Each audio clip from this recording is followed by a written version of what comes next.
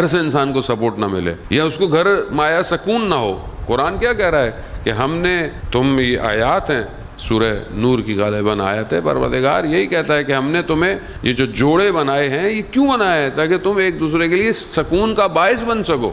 اگر یہ گھر سکون کا باعث نہ ہو تو انسان گھر جائے گا نہیں جائے گا. آج کا سسٹم عزیزان محترم اسی سکون کو برباد کر رہا ہے. آج سوشل میڈیا، آج ٹی وی ڈرامے، جتنی بھی چیزیں آپ اس کو ملٹی پلائی کرتے جائیں، ان سب کا اصل ہدف اس گھر کو توڑنا ہے. یہ گھر اگر بکھر جائے گا تو کوئی بھی نسل ایسی پیدا نہیں ہوگی کہ جو وقت کے امام کی نصرت کرے گی. ہم بعض اوقات معاشرے کی ایسی چیزوں کو ہائی لائٹ کرتے ہیں، بولتے بھی ہیں، بحث بھی کرتے ہیں، جبکہ ہیں ضروری ہیں، سارے مسائل ڈسکس ہونے چاہیے، لیکن اصل بیسک پرابلم کہاں ہے؟ جڑ کہاں ہے؟ جڑ مسئلے کی. اس جڑ کے لیے ہم بعض اوقات اتنا ڈیٹیل میں اترتے نہیں ہیں. اسلام اسی جڑ کو محفوظ کرنا چاہ رہا ہے. جب قرآن اس شجر طیبہ کی بات آتی ہے تو کیوں پروردگار کہتا ہے کہ شجر طیبہ کون ہے؟ کہ اس کا ستون جو ہے وہ استوار ہے، اس کی جو چیزیں ہیں وہ آسمان تک جا رہی ہیں، اس کے جو ہیں وہ پتے جو ہیں وہ کچھ اور ہیں، اس کی شاخیں جو ہیں وہ کچھ اور ہیں. یہ شجر طیبہ ہے. شجر طیبہ کے لیے اس کا جو جڑ ہے وہ مضبوط ہونی چاہیے. اگر ہم چاہتے ہیں کہ آج ہم اپنے وقت امام کے لیے کام کریں، وزان محترم اس کے لیے ضروری ہے کہ یہ گھر جو ہم نے تشکیل دے دیا ہے، جس کی بہرحال شادی ہو گئی ہے، بچے ہیں، یا جو آگے اپنے اس گھر کو بنانا چاہتا ہے، وہ کیا ہدف رکھتا ہے اور کون ساری چیزیں اس کے ساتھ مسائل ہیں. خوب ہم اسی گھر کی طرف، یہ گھر کہ جو فاطمی گھر ہے، یہی گھر ہے. دیکھیں اس گھر نے کہ امام خمینی رضوان اللہ تعالیٰ علیہ کا مشہور جملہ کہ فرماتے تھے کہ یہ کوچہ بنی ہاشم کا گھر جو کہ ظاہراً کچی دیواروں کا گھر تھا، مگر اس گھر نے کائنات کو کیا دیا؟ ایک علی ابن ابی طالب، حسن اور حسین، زینب و کلثوم دیے. اب یہی تو گھر ہے کہ جس کی وجہ سے آج پوری انسانیت بچی ہوئی ہے.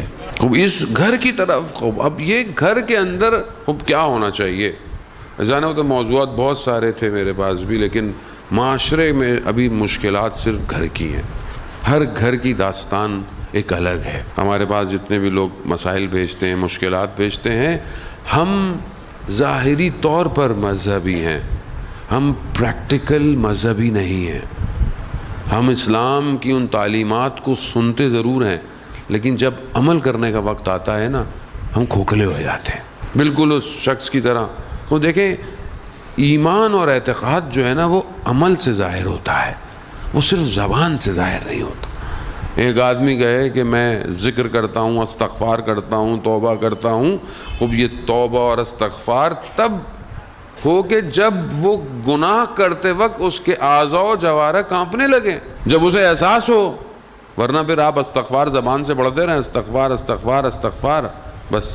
تسبیح، اب تو تسبیح بھی ڈیجیٹل آ گئی ہے، وہ بھی پڑھتے رہیں، اور آپ کی نہ زبان گناہ سے روکے، نہ آنکھیں آپ کی گناہ سے روکیں، نہ آپ کا ذہن گناہ سے روکے، تو پھر آپ کی استغفار کیسی ہے؟ اسی طرح بہت سارے معاملوں میں ہم اس رحمان کی رحمانیت کے مانتے تو ہیں، لیکن جب پریکٹیکلی امپلیمنٹ آتا ہے تو دیکھتے ہیں کہ نہیں. اس شخص کی طرح کہ جو رات کی تاریکی میں مختلف طریقے سے واقعہ بیان ہوا ہے کہ پہاڑ سے گر گیا یا کسی بڑی سی عمارت سے نیچے گرا، اندھیرا تھا، تاریک تھی، پتہ نہیں تھی، پھنس گیا درمیان میں کسی ٹہنی میں، کسی چیز میں، اور کپڑے اس کے پھنس گئے.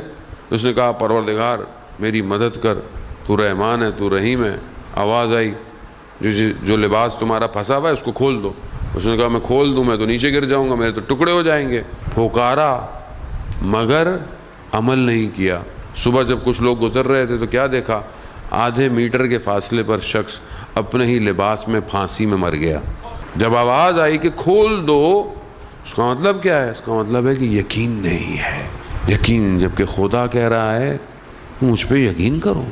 آغا عبداللہ فرماتے تھے کہ جب تمہاری زندگی میں سارے دروازے بند ہو جائیں تو پھر سمجھ جاؤ کہ اب تم اس پر ڈیپینڈ کرو گے کہ جو کسی پر ڈیپینڈ نہیں کرتا. خوب یہ انسان تبھی ہے کہ جو اس کو یقین ہو جائے گا کہ تو سب بند ہو گیا. اب وہ ہے کہ جو سارے دروازوں کو کھولے گا. لیکن کیا میں اس طرف بڑھ رہا ہوں کہ نہیں بڑھ رہا؟ اب کیسے بڑھوں گا؟ ظاہر ہے میں اپنے اندر ایک کمزوری دیکھتا ہوں, ایک ضعف دیکھتا ہوں عقیدے کے حوالے سے. میرا عقیدہ عملی تب ہے کہ جب میرے عمل میں نظر آئے, اور یہ تبھی نظر آئے گا کہ جب اس کی تربیت ایک ایسی جگہ ہو کہ جہاں ہر لمحے اس کو پروان چڑھایا جائے.